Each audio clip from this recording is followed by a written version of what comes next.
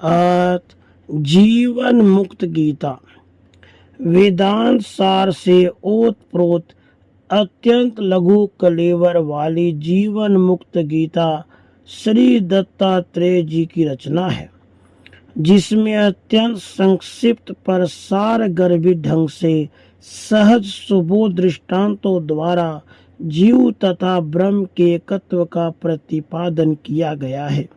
साथ ही जीवन मुक्त अवस्था को भी सम्यक रूप से परिभाषित किया गया है। तो आइए जीवन मुक्त गीता का श्रवण करते हैं। अपने शरीर की आसक्ति का त्याग, देह बुद्धि का त्याग ही वस्तुतः जीवन मुक्ति है। शरीर के नाश होने पर शरीर से जो मुक्ति होती है, मृत्यु होती है, वह तो कुकर शुकर आदि समस्त प्राणियों को भी प्राप्ति है।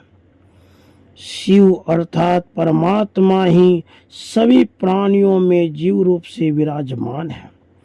इस प्रकार देखने वाला अर्थात सर्वत्र भगवत दर्शन करने वाला मनुष्य ही जीवन मुक्त है।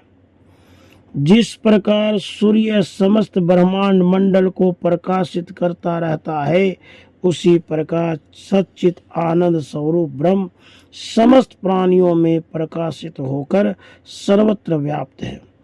इस ज्ञान से परिपूर्ण मनुष्य ही वस्तुतः जीवन मुक्त कहा जाता है।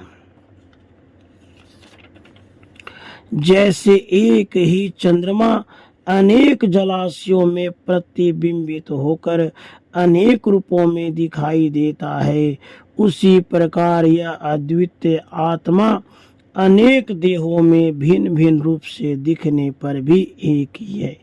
इस आत्म ज्ञान को प्राप्त मनुष्य ही वस्तुतः जीवन मुक्त कहा जाता है। सभी प्राणियों में स्थित ब्रह्म अर्थात परमात्मा भेद और अभेद से परे है। एक होने के कारण भेद से परे, अनेक रूपों में दिखने के कारण अभेद से परे है। इस प्रकार अद्वितीय परम तत्व को हर जगह व्याप्त देखने वाला मनुष्य ही जीवन मुक्त है। पृथ्वी, जल, अग्नि, वायु, आकाश, इन पंच तत्वों से बना यह शरीर ही क्षेत्र है और आकाश से परे